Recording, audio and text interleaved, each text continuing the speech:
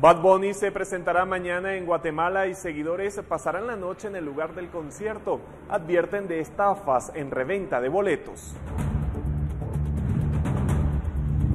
Municipalidad de Villanueva descarta hundimiento en el kilómetro 14 en la ruta al Pacífico, donde un drenaje se dio ante la presión de aguas pluviales.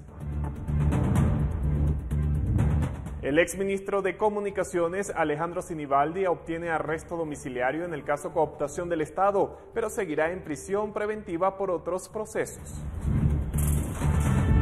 La UNESCO reconoce la Semana Santa en Guatemala como Patrimonio Inmaterial de la Humanidad. Por la UNESCO, escenas de la fe católica trasciende alrededor del mundo.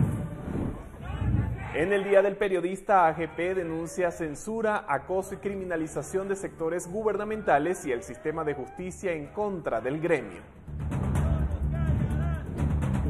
Un juzgado salvadoreño envía a juicio y ordena la captura del expresidente Mauricio Funes por ilegalidades en la tregua entre las pandillas durante su gobierno.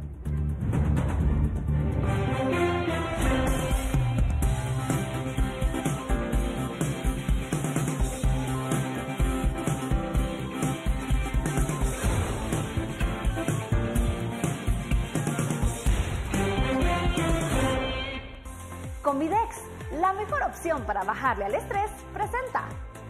Bienvenidos a la emisión estelar de Noticiero Guatevisión de este miércoles 30 de noviembre, Día del Periodista en Guatemala. Así que aprovecho la oportunidad para felicitar a todo el equipo de Guatevisión y Prensa Libre. Muchísimas gracias por levantarse todos los días bien temprano para mantener a toda nuestra audiencia bien informada y por continuar comprometidos con la verdad. Ahora sí, comenzamos con la información. Falta un día para el concierto de Bad Bunny en Guatemala. Sin embargo, algunos seguidores del artista ya se encuentran pernoctando en el lugar para ser los primeros en ingresar al concierto mañana cuando se abran las puertas. Aunque las puertas abrirán hasta mañana jueves 1 de diciembre a las 5 de la tarde, hay seguidores del cantante puertorriqueño Bad Bunny, quienes desde un día antes pernoctan afuera de la explanada de Cayalá con la intención de ser los primeros en ingresar para lograr las mejores locaciones. Uno de ellos es Jordi del Valle, vive en la zona 3 de Misco, pidió permiso en su trabajo y llegó a las 11 de la noche del martes para ser el primero en la fila.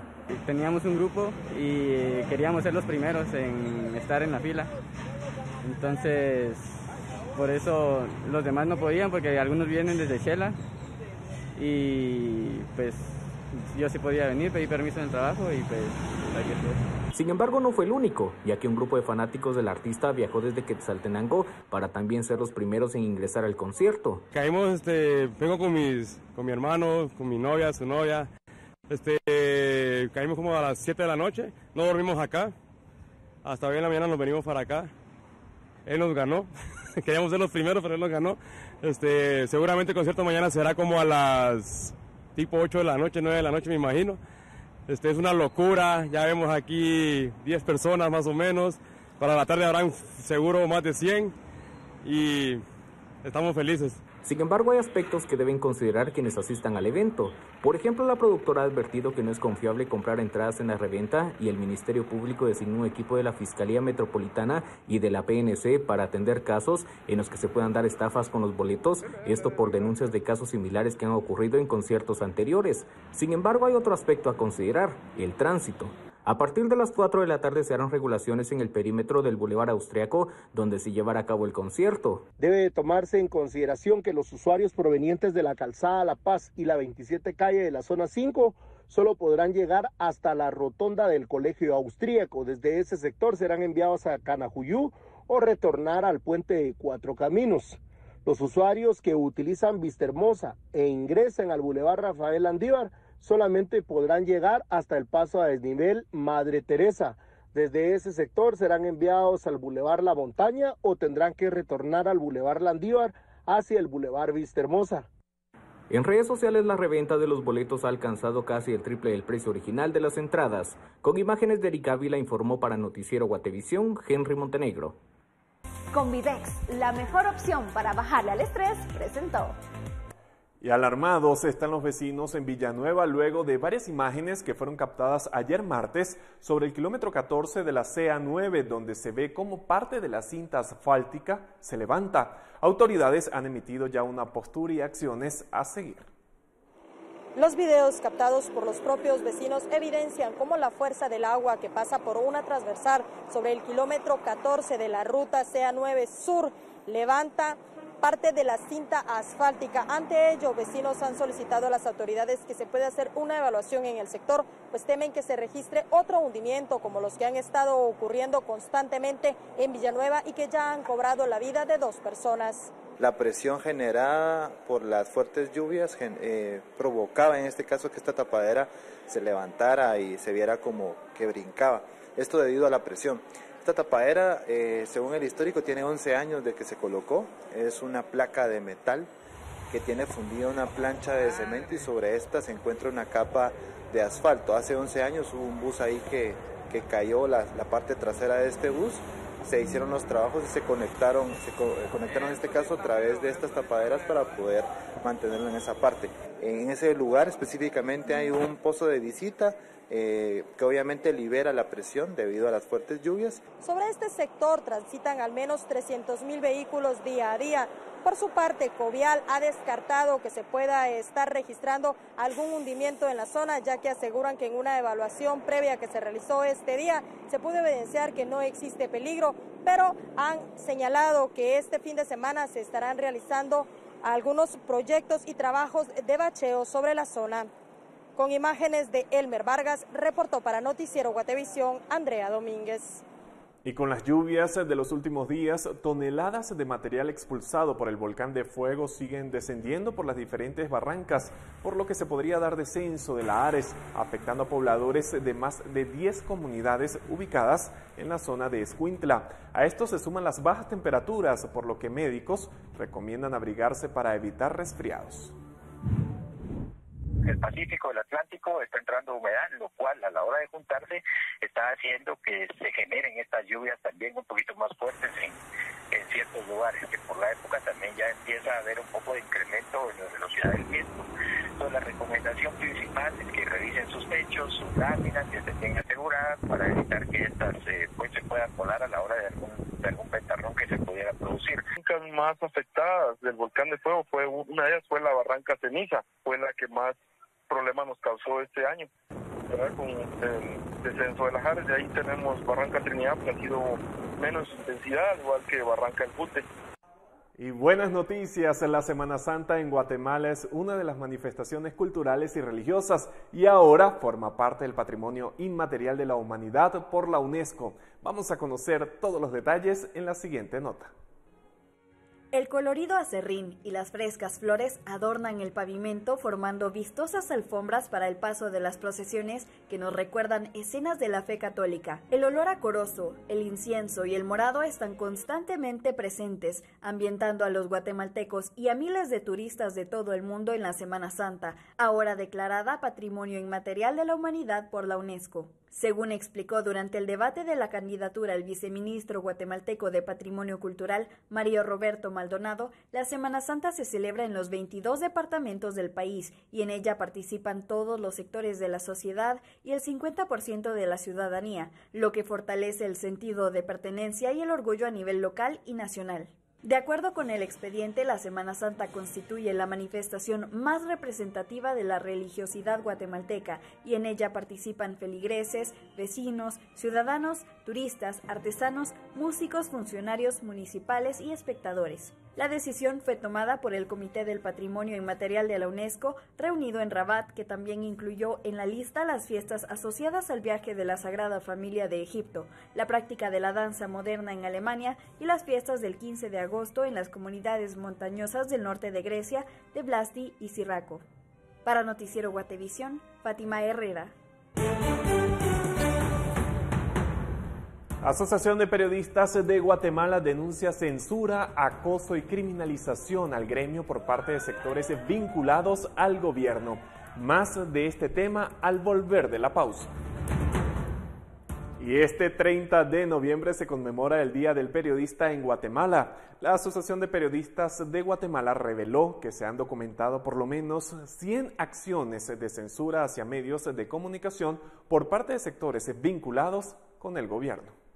La Asociación de Periodistas de Guatemala emitió un comunicado en el marco de la celebración del Día del Periodista, fecha en la que reconoce el trabajo de los comunicadores que continúan firmes en su compromiso de informar sobre temas trascendentales que amenazan el Estado de Derecho, como lo son el abuso del poder público y económico, actos de corrupción en el sector estatal, violaciones de derechos humanos, los actos de persecución política y el incumplimiento de deberes por parte de empleados públicos y funcionarios en diversas instituciones, pero señalan que esta importante conmemoración se encuentra opacada por la censura, el acoso y la criminalización que sectores gubernamentales y el sistema de justicia mantienen en contra de periodistas críticos y de investigaciones que con su labor provocan escozor a funcionarios corruptos e incomodan los intereses de autoridades dentro del Poder Ejecutivo, el Congreso de la República y el organismo judicial. Y resaltan que durante la actual administración las agresiones en contra del gremio periodístico sobrepasan las 375.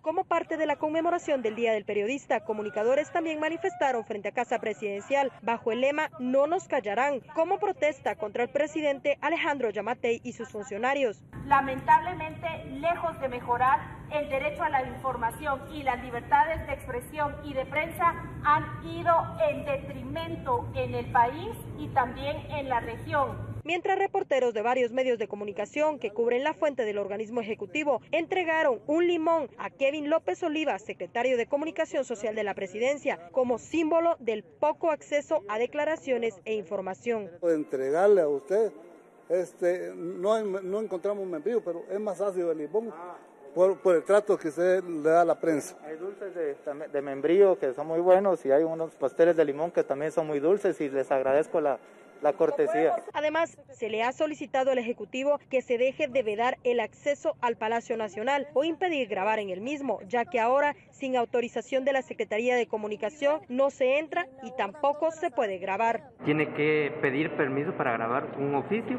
entonces ya puede usted grabar. Somos dos mujeres. Usted sabe que nuestra única arma es un teléfono, una cámara o un micrófono. Y llega alguien de la SAS a decirnos que no tenemos derecho a grabar. Con imágenes de Elmer Vargas, reportó Andrea Domínguez. Por cierto, la edición impresa del matutino El Periódico dejará de circular a partir de mañana 1 de diciembre, informaron sus directores, aunque informaron que mantendrán suscripciones digitales en momentos en que sus directivos señalan que el medio ha sido objeto de presiones. El matutino guatemalteco se fundó hace 30 años y publicó su última edición impresa con su fundador, José Rubén Zamora, en prisión por acusaciones del Ministerio Público. Continuamos en la emisión estelar de Noticiero Guatevisión y Sandra Torres logró cerrar el caso de corrupción Financiamiento UNE en 36 meses con una estrategia legal y puso en duda la tesis acusatoria de la Fiscalía Especial contra la Impunidad. 36 meses después de iniciar la batalla legal, Sandra Torres logra cerrar el caso de corrupción Financiamiento UNE, en el que era sindicada por financiamiento electoral y asociación ilícita. El caso empieza el 6 de febrero de 2019, cuando el Ministerio Público solicitó el retiro de la inmunidad. En esa época era candidata presidencial. El 1 de marzo de ese año se filtra la interceptación telefónica número 4015 del 29 de abril de 2015 que implica a Torres y Gustavo Alejos, cuando aseguraron que un empresario aportaría 40 millones de quetzales. Fue el 2 de septiembre de ese año que Torres Casanova fue arrestada. El 16 de octubre de 2019 fue ligada a proceso penal y la enviaron a la prisión de Mariscal Zavala. El 8 de enero de 2020 logró salir de la cárcel y gozó de arresto domiciliario. La jueza de mayor riesgo Eva Recinos, le impuso el pago de una fianza de 800,000 quetzales que pagó. El 31 de agosto de ese año, la Sala Segunda de Mayor Riesgo concedió un amparo provisional a Sandra Torres y le cambió las medidas sustitutivas impuestas y revocó la prohibición que tenía Torres para participar en actividades políticas y dejó sin efecto el arresto domiciliario. El 13 de agosto de 2022 fue trasladado Fernando Aldana, fiscal a cargo del caso contra Torres Casanova. El 17 de noviembre de 2022, el Ministerio Público solicitó que Sandra Torres se enfrentara a juicio. Y 12 días después, la jueza de mayor riesgo Claudette Domínguez decretó el cierre del proceso a favor de Sandra Torres y no deberá de enfrentar juicio. Con información de Sara Solórzano, reportó Edwin Pitán. Mientras tanto, Alejandro Sinibaldi fue beneficiado con arresto domiciliario en el caso cooptación del Estado, pero no dejará la prisión de Mariscal Zavala por otros 2 casos de corrupción. Puertas cerradas y agentes de seguridad custodiando la sala de audiencias, así se desarrolló la sesión del exministro Alejandro Sinibaldi en el caso cooptación del Estado, en el que pidió a la jueza de mayor riesgo A, Claudette Domínguez, revocar la prisión preventiva, y eso fue concedido. En una sesión en reserva, la jueza decidió otorgar arresto domiciliario, pero Sinibaldi aún no deja Mariscal Zavala. Tiene prisión preventiva en el caso Odebrecht y Transurbano. Al salir de la audiencia, Sinibaldi quiso detallar lo que ocurrió esta semana en el caso Odebrecht, la nulidad de las declaraciones de testigos brasileños que implicaban al exministro y a Manuel Valdizón, expresidenciable. Los testimonios anulados son de Luis Antonio Mameri y Marcos de Sequeira Limas Machado, por orden de la Sala Segunda de Apelaciones, luego que impugnara Sinibaldi y sus abogados. El mandato con el que se hace representar la empresa era un mandato administrativo que explícitamente decía que no podía ser utilizado en tribunales. Por consiguiente, tratan de utilizar un mandato administrativo para temas jurídicos, que expresamente dice que no se puede utilizar para temas jurídicos. Desde esa base, ¿sí?, todo lo actuado es ilegal. Segundo, por medio de ese mismo mandato administrativo, no jurídico, no judicial, se aportan las pruebas, lo que hace que esas pruebas sean inválidas. El Ministerio Público citó a primera declaración a los indicados Mameri y Lima Machado para el 1 de febrero de 2023 a las 9 horas, bajo apercibimiento que deberán comparecer personalmente a dicha audiencia. Con imágenes de Carlos Hernández, reportó Edwin Pitán. Y Estuardo Galdames, exdiputado del Congreso de la República, este día obtuvo ampliación de medidas sustitutivas en el juzgado de mayor riesgo D. El ex legislador tenía arresto domiciliario en la capital y se le permitió por el juzgado transitar en todo el país solo por razones de trabajo. Además, firmaba en la sede del Ministerio Público cada 15 días y ahora lo hará una vez al mes. Los hechos que se les indican al exdiputado del Partido Patriota se relacionan a su integración a una estructura criminal entre el 2013 y 2014 que operó en el Ministerio de Salud Pública. Se le señala por las influencias que habría ejercido en las autoridades del ministerio para la contratación de personal y la adjudicación anómala del proyecto de construcción del hospital de Ixcán por 2 millones de quetzales. Y hoy finalizó el segundo periodo de sesiones del Congreso de la República, con lo que comienza el receso de fin de año para los diputados. Sin embargo, ¿con qué balance se cierra? Henry Montenegro lo explica en la siguiente nota. Del 1 de agosto al 30 de noviembre, que comprende el segundo periodo de sesiones en el Congreso, se emitieron 16 decretos, de los cuales 5 fueron subsidios por el incremento en el precio de los combustibles y el gas propano, lo que representa un 30% del total de normativas aprobadas. Durante todo el año se emitieron 55 decretos. Sin embargo, ¿qué tipo de leyes se aprobaron? La mayoría de normativas fueron impulsadas por el oficialismo y están relacionadas con gestión pública, salud, justicia y fechas conmemorativas, e incluso una ley para pagar a los veteranos del ejército, que ha provocado múltiples manifestaciones y división entre los grupos de exmilitares. Considero que el saldo es completamente positivo. Creo que nunca había habido un año con saldo tan a favor en cuanto a materia de legislación.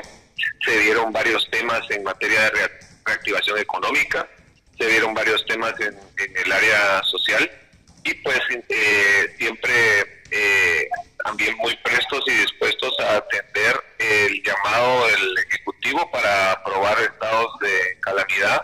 Este periodo estuvo marcado por las interpelaciones que no tuvieron avances, lo que representó sesiones que finalmente no se llevaron a cabo. En cantidad, aparentemente fue muy productivo el Congreso, pero cuando empezamos a conocer qué tipo de legislación es la que se aprobó, no tienen contenidos sustantivos. Este miércoles se conformó la Comisión Permanente para el Receso de Fin de Año, que es encabezada por la diputada Shirley Rivera y completada por los parlamentarios Carlos López, Carolina Orellana y Efraín Menéndez como vicepresidentes, sumado a Maynor Mejía, Aníbal Rojas y Marvin Alvarado como secretarios. A partir del 1 de diciembre, los diputados solo deben convocar a 2 sesiones en el mes para cobrar el salario mensual. Para el noticiero Guatevisión informaron Henry Montenegro y Douglas Cuevas.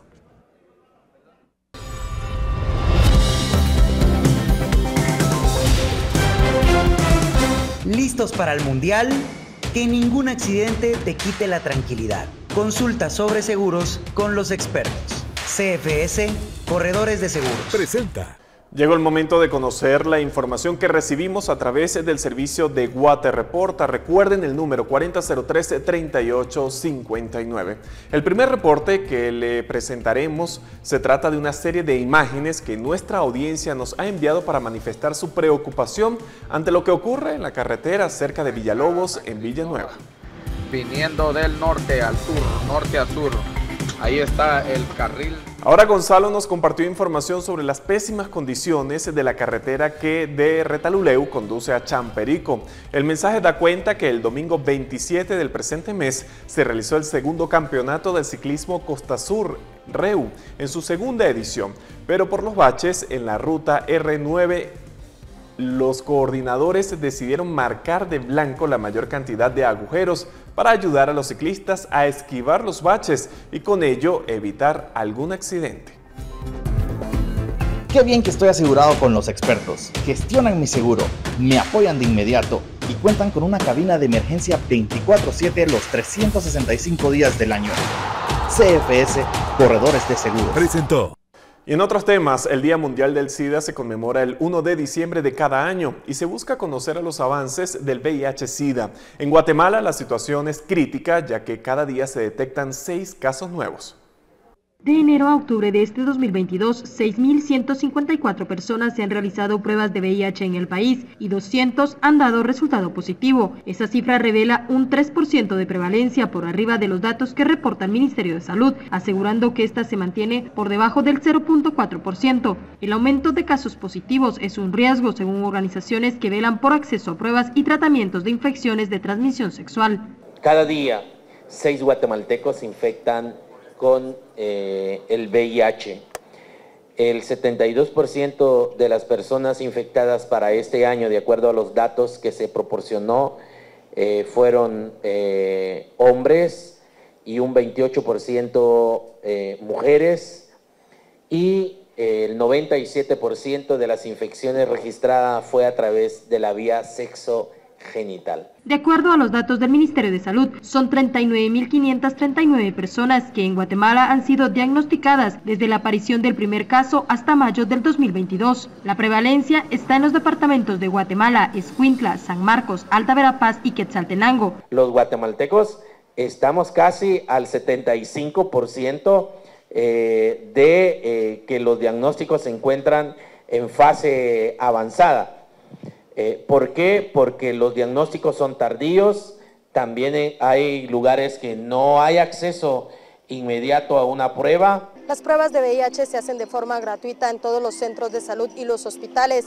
Una de las grandes preocupaciones es que cada vez se están detectando más casos, pero menos personas se realizan a tiempo las mismas. De 2019 a 2020, el Ministerio de Salud contabilizaba al menos 25.377 personas diagnosticadas con VIH, pero lo más preocupante es que el 68% de estas ya estaban en la fase del SIDA. Con imágenes de Elmer Vargas, reportó para Noticiero Guatevisión, Andrea Domínguez.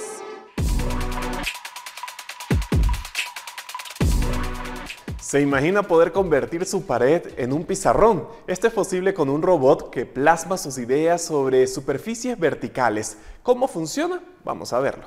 Conecta tu empresa con Comnet, el Internet empresarial de alta disponibilidad. Comnet, conectando un mundo mejor. Presenta. A veces tenemos tantas ideas que no sabemos por dónde empezar. ¿Qué tal si convertimos las paredes en lienzos? Scribit es un robot capaz de crear bonitos dibujos. En pocos minutos, este aparato puede dibujar o escribir textos, y si no le gusta el resultado, lo borra y crea uno nuevo en el mismo lugar. ¿Cómo funciona? Solo debe conectarlo a su dispositivo móvil para descubrir todas las posibilidades, como convertir su muro en el feed de Twitter o conocer las noticias del momento. El robot incluye 24 colores y lo único que necesita es una superficie vertical, 2 clavos y un enchufe. Funciona con diferentes materiales como yeso, cristal y tabla. ¿Qué usos le daría usted a su robot? Para Noticiero Guatevisión, Fátima Herrera. Conecta tu empresa con Comnet, el Internet empresarial de máxima velocidad. Comnet, conectando un mundo mejor. Presentó. Volvemos para hablar de temas económicos e información relevante sobre el consumo de alimentos y bebidas que sobresalen de los compradores.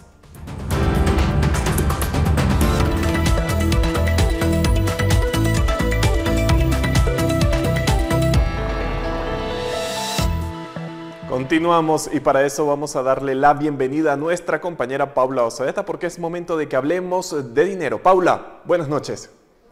Gracias, buenas noches. Hoy les quiero contar que el Ministerio de Economía, por medio del Viceministerio de Desarrollo de la MIPYME, entregó 30 distintivos sello blanco a MIPYMES que poseen calidad para exportar a mercados internacionales. El ministro de Economía, Yanio Rosales, mencionó que con esta entrega se cumple la meta establecida de otorgar el distintivo a 100 empresas este año. Las empresas cuyos productos reciben el distintivo sello blanco se caracterizan por aportar fuentes de empleo, contribuir a su entorno social y ambiental, además de representar la calidad de la producción de guatemaltecos y la riqueza de su cultura e historia. Y en otros temas le cuento que como parte del foro Innovación de Agexport, este miércoles llevaron a cabo el foro de tendencias de consumo del sector de alimentos y bebidas, donde sobresale que los compradores cada vez más se preocupan por su salud y bienestar. Max Ramberg de McKinsey & Company presentó los resultados de un estudio que realizaron para conocer las tendencias de consumo en uno de los sectores más importantes, que es el de alimentos y bebidas. Ellos identificaron 5 tendencias: salud y bienestar, dicotomía entre fresco y conveniente, innovación en productos y canales, bifurcación de productos premium y de valor, y sostenibilidad y medio ambiente. Al día de hoy, en países desarrollados, vemos que prácticamente 1/3 de la población tiene alguna preferencia alimenticia, y me refiero a, quizás un producto vegetariano o libre de gluten, o un producto paleo bajo en grasa. Por ejemplo, en Estados Unidos el 39% de las mujeres millennials reportan seguir un estilo de vida alimenticio específico versus el 34% de los hombres. Los productos de salud y bienestar representan más de 1/4 de las ventas de alimentos y bebidas en ese país. Casi la mitad de la población hace una asociación directa entre frescura con saludable. Durante la pandemia hay una intención, digamos, de buscar productos cada vez más saludables que se han ido manteniendo en el tiempo post-pandemia. Por otro lado, también se está buscando conveniencia en productos. El 60% de la población quiere tener una compra más eficiente, un uso del tiempo de cocina, digamos, mucho más rápido, poder tener mucho más conveniencia en el tipo de productos, y por lo tanto hay un crecimiento también acelerado sobre comidas listas, sobre snacks, y la búsqueda principal está en lo que es listo para comer, porciones individuales. El 49% de personas indicaron que el que un producto sea procesado impacta negativamente en su decisión de compra. Además, sobre todo los millennials, buscan nuevos y auténticos sabores. El 82% de todos los consumidores ha realizado compras en Internet en los últimos 3 meses, y el 60% de los consumidores afirma que es importante para ellos saber que su comida se produce de manera sostenible. Hoy en Hablemos de Dinero tocaremos el tema del currículum, y es que a veces no encontramos empleo porque no presentamos un buen currículum. Es por eso que les daré algunos consejos y cambios para mejorar su búsqueda de empleo. Incluya una declaración de objetivos, responda a cuál es mi misión profesional, cuáles son mis metas y mi objetivo, y qué es importante para mí en mi próximo puesto. Destaque su marca personal, incluya un resumen de su perfil, sea conciso, no más de 4 o 5 líneas, y asegúrese de que es específico para el puesto que solicita. Aborde estas preguntas: ¿por qué soy la mejor persona para esta nueva oportunidad? ¿Qué valor adicional y qué habilidades voy a aportar? Adapte su CV a cada vacante y empresa. Sus habilidades y ejemplos de su trabajo anterior deben estar en consonancia con el puesto y la cultura. Algo importante debe de ser usted humano. Ayude al reclutador a ver más allá de su CV. Una persona es mucho más que su trabajo. No dude en incluir los proyectos que le apasionan. Y por último, sea breve pero impactante. Los responsables de las contrataciones suelen tener cientos de CVs que revisar. Póngase en su lugar. ¿Cómo puede facilitarles la interpretación de sus logros? Haga estos cambios y verá que los resultados serán positivos. Nos vemos mañana con más consejos. Buenas noches. Una carta bomba deja a un empleado herido. ¿Dónde ocurrió y qué se sabe sobre el caso? Le contamos más al volver de la pausa.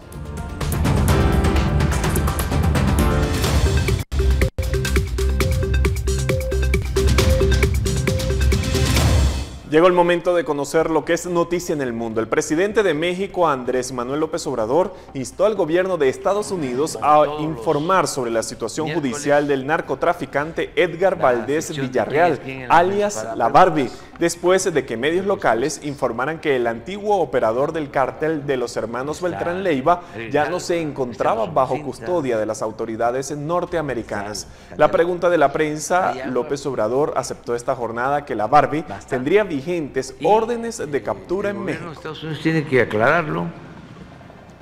Por otra parte, el Centro Judicial informó que el Juzgado Especializado de Instrucción A1 de San Salvador instaló hoy una audiencia preliminar contra el expresidente salvadoreño Mauricio Funes, que obtuvo la ciudadanía nicaragüense y enfrenta dicho proceso penal en calidad de ausente.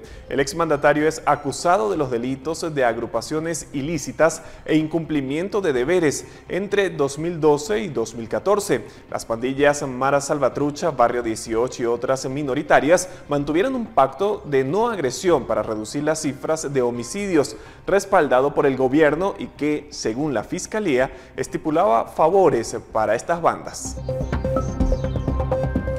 Y cientos de seguidores del presidente de Brasil, Jair Bolsonaro, se manifestaron en Brasilia un mes después del balotaje presidencial. Insisten en que le robaron la reelección al mandatario. Bolsonaro obtuvo 49.1% de los votos en la segunda vuelta frente a 50.9% de Lula da Silva. Desde la elección presidencial, los partidarios de Bolsonaro han bloqueado carreteras y se han manifestado frente a cuarteles militares, pidiendo una intervención de las Fuerzas Armadas para impedir la posesión de Lula el 1 de enero.